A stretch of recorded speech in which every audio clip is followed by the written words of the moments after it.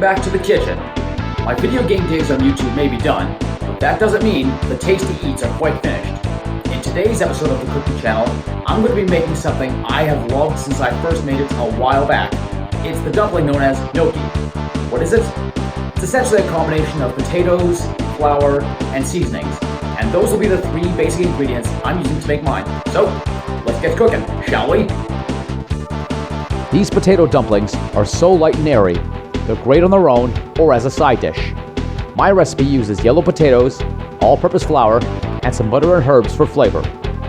The first thing to do is cut and peel the potatoes, then boil them for a while in a large pot. If you want to speed things up, you can cut the potatoes into smaller pieces. Once that's done, drain the water and mash the potatoes in a large bowl. When that's done, melt the butter and add it to the mix along with your seasonings of choice.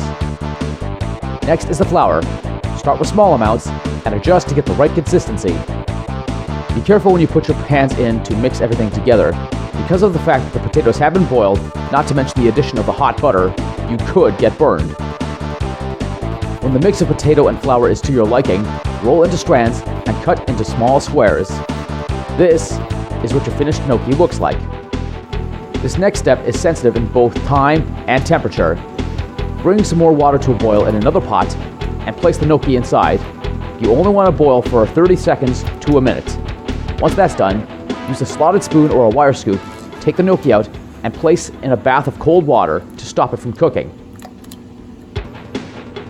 With that boil taken care of, I'm setting some aside for dinner tonight, and the rest will be frozen for future use.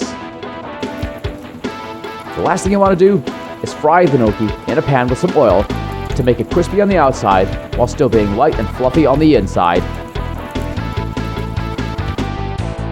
That's how I make my gnocchi. Time-consuming, sure, but well worth it. And be sure to serve it with a sauce of your choosing. This wraps up another episode of the Cooking Channel. Until then, this is JP of Channel 84 Winnipeg, signing off. Thanks for watching, and I'll see you for dinner.